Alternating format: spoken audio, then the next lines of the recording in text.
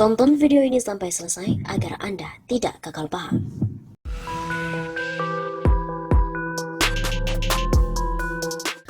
Halo Sobat 651 Safa, kembali lagi bersama dengan kami untuk mengulas fakta-fakta perpolitikan dan juga informasi terkini yang ada di tanah air.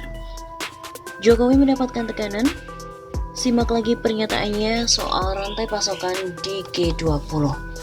Presiden Joko Widodo ditekan oleh negara-negara lain untuk mengirim sebanyak-banyaknya hasil tambang ke negara lain. Jokowi sebelumnya juga pernah berbicara soal rantai pasokan atau supply chain di pertemuan G20. Saat itu Jokowi bicara soal keterbatasan akses negara berkembang terhadap vaksin dan juga obat-obatan. Dia mengatakan hal ini sangat terasa ketika pandemi corona melanda. Dampak disrupsi lebih terasa bagi negara berkembang. Pada masa pandemi, kita saksikan terbatasnya akses negara berkembang pada vaksin, alat kesehatan, dan juga obat-obatan. Tugas kita semua adalah mewujudkan ekosistem rantai pasok global yang tangguh, diversified, dan juga berkelanjutan. Tidak hanya berdimensi ekonomi, namun juga pembangunan. Begitu kata Jokowi saat menyampaikan pandangannya pada KTT Rantai Pasok Global, seperti dalam keterangan tertulis dari Biro Pers Media dan Informasi Sekretariat Presiden pada Senin 1 November yang lalu. Kemudian untuk jangka pendek, kata Jokowi, ada dua hal yang harus dipastikan. Pertama, perlu ada reaktivasi konektivitas global, termasuk mobilitas pelaku usaha dan tenaga kerja.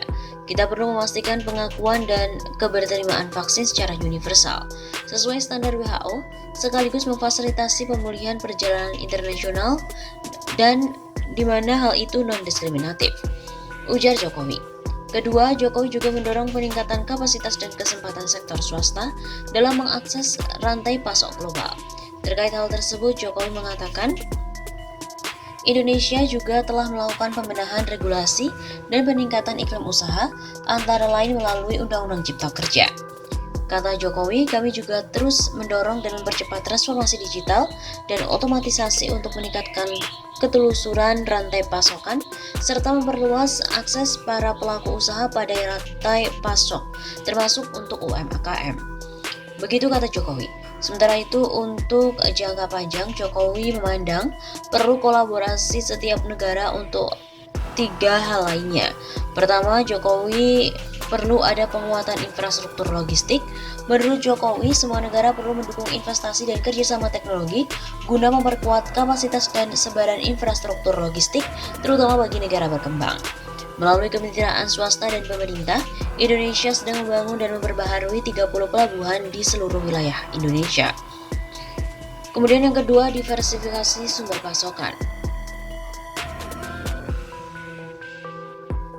Jokowi juga meyakini kerjasama investasi dan industri antar negara serta penguatan arus perdagangan yang saling menguntungkan adalah kunci. Ketiga, risiko terbesar di jangka panjang adalah proteksionisme perdagangan yang berpotensi untuk merusak rantai pasok global. Katanya kita juga harus bekerja sama dan semangat saling mendukung, bukan saling membatasi. Mendorong kebijakan yang konstruktif dan tidak diskriminatif sesuai dengan prinsip hukum internasional, sekaligus menghormati konteks nasional dan hak berdaulat tiap negara.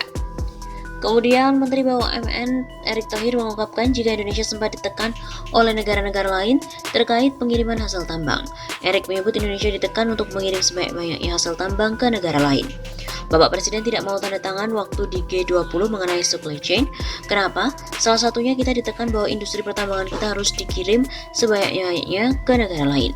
Kata Erick dalam acara orasi ilmiah Globalization and Digitalization, Strategi BUMN Pasca Pandemi yang digelar oleh Universitas Brawijaya pada Sabtu 27 November kemarin.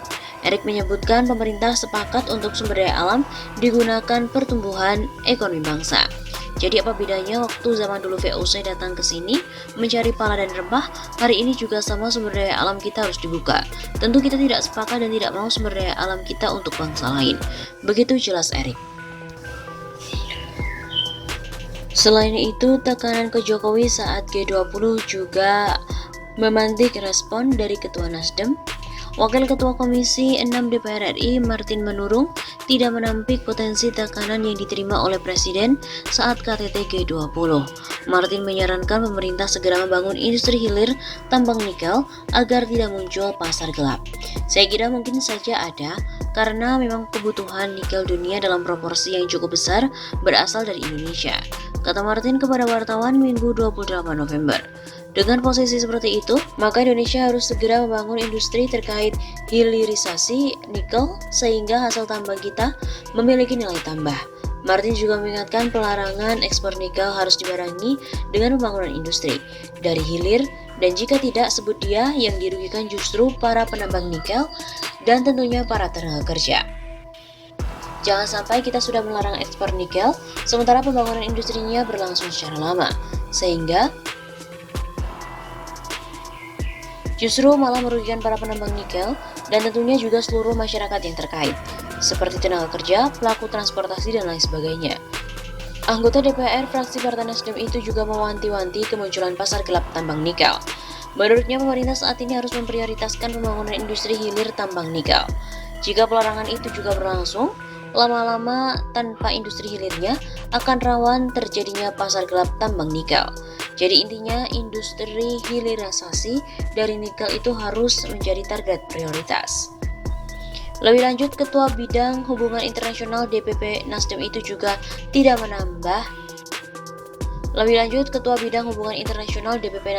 juga tidak membantah ada kekuatan geopolitik. Namun Martin meyakini Presiden Jokowi memiliki visi untuk menjalin kerjasama dengan para pihak untuk menguntungkan Indonesia. Ini kan hubungan ekonomi ya. Kita kerjasama dengan yang lebih memberikan kita keuntungan, baik dalam jangka pendek maupun jangka panjang. Menurut saya, Pak Jokowi memiliki visi itu. Seperti diketahui, tekanan terhadap Presiden Jokowi saat pertemuan G20 diungkapkan oleh Menteri BUMN Erick Thohir. Tekanan ini terkait dengan kebijakan pelarangan ekspor hasil tambang mentah seperti nikel. Ketua Komisi 6 DPR Faisal Riza juga menjelaskan bahwa mereka yang menekan Presiden Jokowi tidak ingin Indonesia hanya dekat dengan satu negara saja. Mereka yang menekan khawatir satu negara yang berhubungan dengan Indonesia itu akan memonopoli pengiriman pengolahan hasil tambang seperti nikel.